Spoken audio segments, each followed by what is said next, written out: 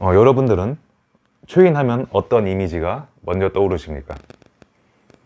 인간을 뛰어넘는 존재이기 때문에 슈퍼맨처럼 하늘을 날아다니거나 아니면 한 손으로 자동차를 들어올리는 어떤 괴력을 보유했거나 초능력을 써서 적을 제압하는 그런 능력을 보유했거나 이러한 슈퍼 히어로들을 떠올릴 수 있습니다. 하지만 니체가 말하는 초인, 즉 위버맨시는 우리가 알고 있는 영화에 나오는 그러한 히어로들과 차이가 있습니다.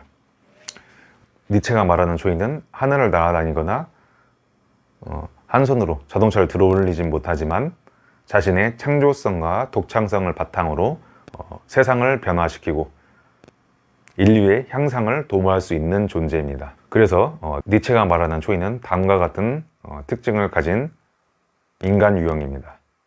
기성 질서와 권위에 현혹되지 않는 자, 자기 삶의 이데올로기를 스스로 세우는 자, 남이 제시하는 가치관에 기대지 않는 자, 나의 의지를 관철시키는데 어떠한 장애물이 있어도 대한 태도로 밀어붙이는 자, 끊임없이 자기 자신을 극복하고 인류의 향상을 도모하는 자, 이러한 특성을 갖는 인간 유형이 니체가 말하는 초인이라고 할 수 있습니다. 사실 니체의 초인을 좀 더 매끄럽게 이해하기 위해서는 초인 사상이 나타나게 된 어떤 시대적인 배경을 한번 살펴볼 필요가 있습니다. 간단하게 한번 살펴보겠습니다. 여기에 인간 세상이 있습니다. 이 인간 세상은 어떤 기둥에 의해서 떠받쳐지고 발전하게 됩니다. 니체가 살았던 것은 당연히 서구 사회죠. 그리고 이 서구 사회를 지탱하고 유지하고 발전하게 해줄 수 있었던 핵심적인 기둥은 당연히 기독교적 가치관입니다. 그리고 여기에서 파생된 윤리와 도덕 규범이 있을 거고, 사회적 규범, 문화, 여러 가지 틀들이 있겠죠. 서구의 사회는 지금까지 기독교적 가치관에 의해서 떠받들어지고 유지되고 발전해 왔는데, 이 니체는 이러한 기독교적 가치관과 여기서부터 파생되는 여러 가지 사회적 규범, 문화, 틀 이런 것들을 하나의 단어로 표현을 했습니다. 이것을 니체는 신갓이라고 했습니다. 니체는 신이 죽었다 라고 말했습니다. 보통 사람들은 신은 죽었다라는 말에서 이 신을 기독교적 하나님으로만 알고 있지만, 사실 이 신이라는 개념은 다양한 개념들을 포섭하고 있습니다. 이 신이라는 것은 기독교적 신, 하나님을 의미하기도 하지만 기독교적 가치관에 기반을 둔 사회적 규범, 문화, 윤리와 도덕 이런 것들을 모두 아울러 이르는 말입니다. 근데 니체가 왜 신은 죽었다고 했을까요?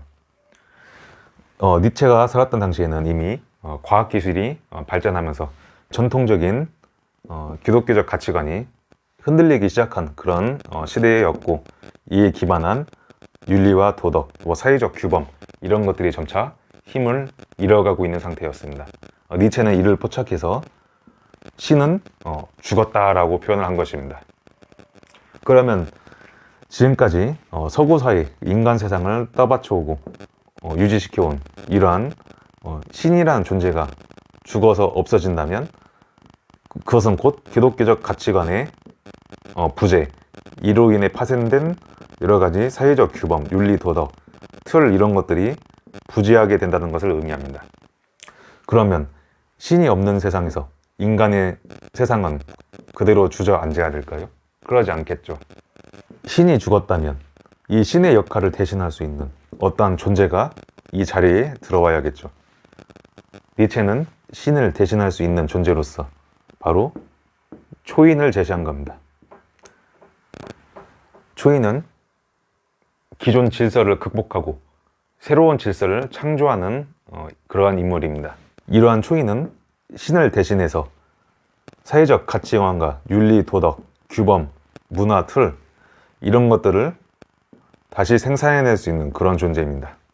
기독교적 가치관이 아니라 초인의 가치관, 초인이 제시한 윤리와 도덕, 초인이 새롭게 창안한 사회적 규범과 문화 이런 것들이 이제 인간 세상을 지탱하고 발전하게 되겠죠. 이 점에서 초인은 하늘을 날아다니지 못하고 한 손으로 자동차를 들어올리진 못하지만 그들보다 더 위대한 힘을 가졌다고 볼 수도 있을 것입니다.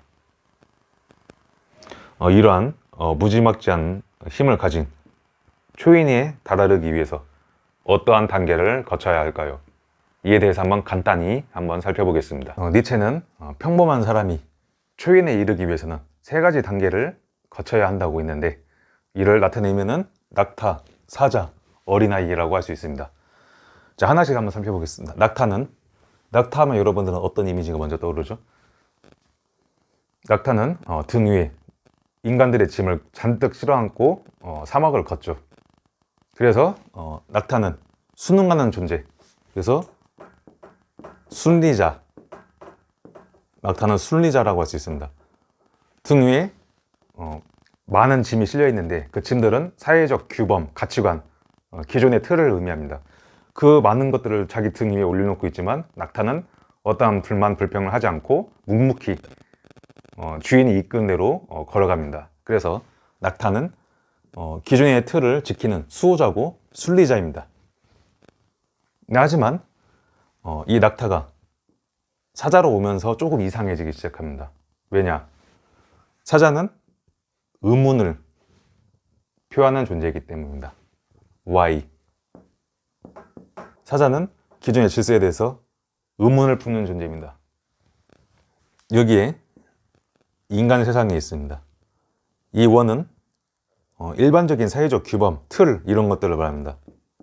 틀.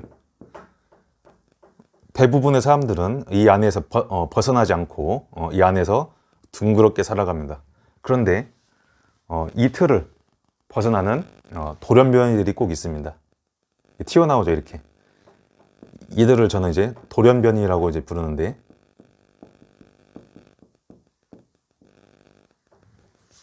이 돌연변이들은 자신만의 세상을 만들려는 사람들이기 때문에 이 사람들은 보통의 사람들이 봤을 때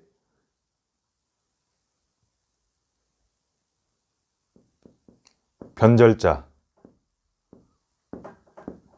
이상한 사람,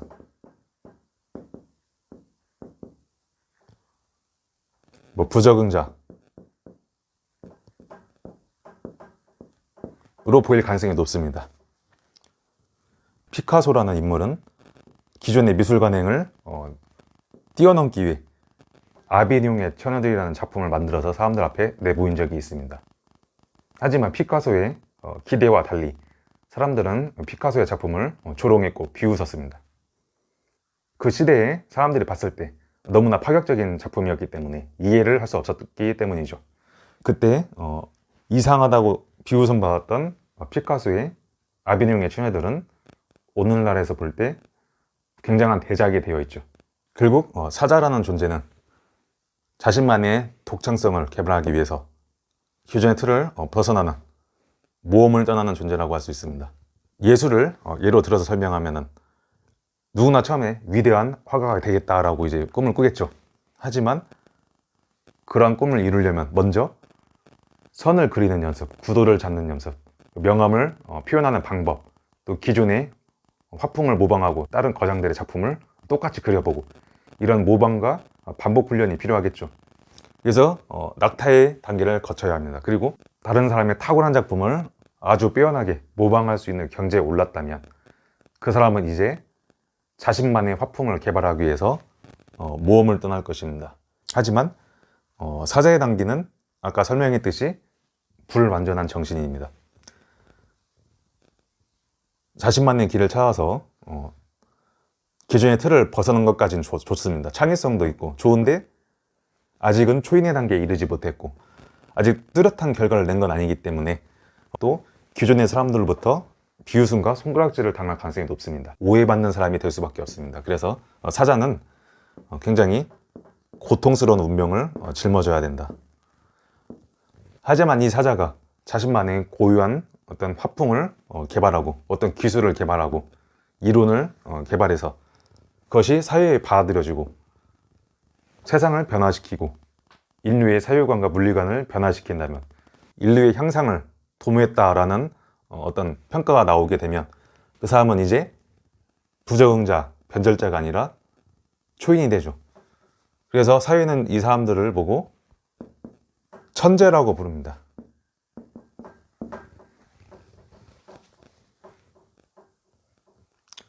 여기서 수재와 천재의 차이를 논할 수도 있는데, 수재란 뭐냐? 기존 질서에서 뛰어난 사람을 보고 우리는 수재라고 합니다.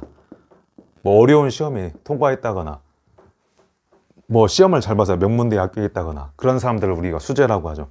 기존의 틀에서 기존에 형성된 사회의 가치관 속에서 뛰어난 성과를 보인 사람들을 우리가 수재라고 하고, 이 기존의 틀을 넘어서서 불완전한 단계를 넘어서서 사회에 전혀 다른 새로운 가치관을 만들고 사회를 변화시킨 사람들을 우리가 천재라고 합니다. 우리가 수재와 천재라는 말을 흔히 혼용하지만 이렇게 먼 거리가 있다는 것을 우리가 짚고 넘어갈 필요는 있습니다. 그리고 니체가 초인을 어린아이라고 표현했는데 왜 대뜸 초인을 어린아이라고 표현했을까? 낙타와 사자는 이해가 갑니다. 기존의 질서를 등에 잔뜩 짊어 안고 불만 불평 없이 묵묵히 주인이 시키는 대로 앞으로 나아가기 때문에 낙타는 순리자가 맞습니다. 그리고 사자는 기존의 질서에 대해서 불만을 제기하고 으르렁거립니다. 사납습니다. 저항합니다. 그래서 사자라는 표현이 그 상징에 부합합니다. 하지만 어린아이, 초인같이 인간을 뛰어넘고 무지막지한 존재가 왜 갑자기 어린아이로 표현이 될까? 여기서 우리는 어린아이의 특징에 대해서 한번 생각을 해볼 필요가 있습니다.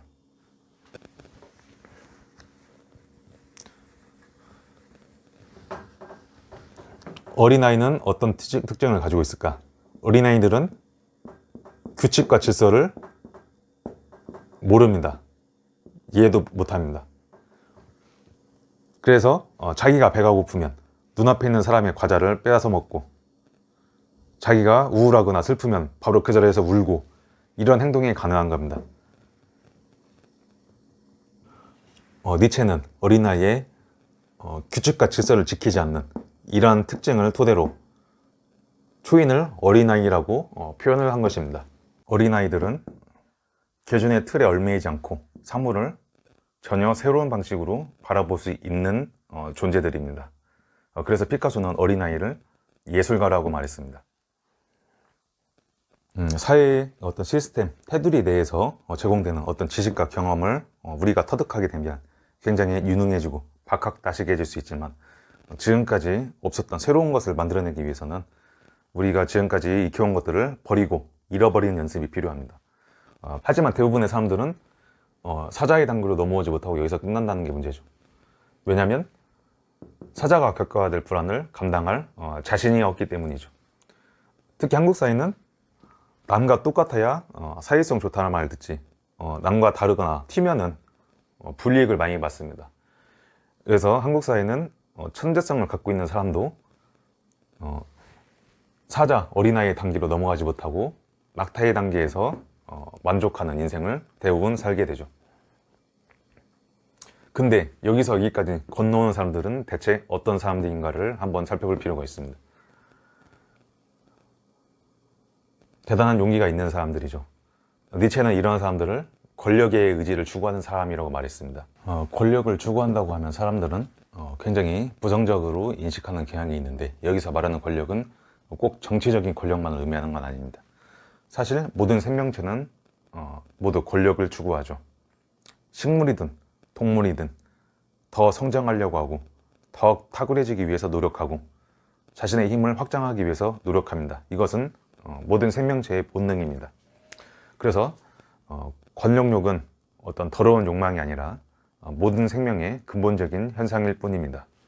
권력 의지가 강한 사람들은 자기 향상의 의지가 강한 사람들이기 때문에 기꺼이 사자로서 겪어야 될 어떤 오해받음, 뭐 사람들의 이상한 시선, 고독, 고난 이런 것들을 모두 감당할 의사가 있는 사람들입니다. 그래서 권력 의지가 강한 사람들이 기존 질서를 벗어나서 사회를 변화시키는 사람들이 되는 것입니다. 그래서 우리 주변에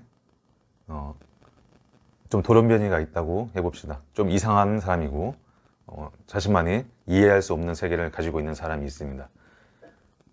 그러면 이 사람이 정말 말 그대로 이상한 사람인지, 아니면 초인의 단계로 넘어가기 위해 잠시 중간역에 머물고 있는 사람인지, 이런 것을 우리가 구분할 필요는 있다고 생각합니다. 오늘은 여기까지 하겠습니다. 감사합니다.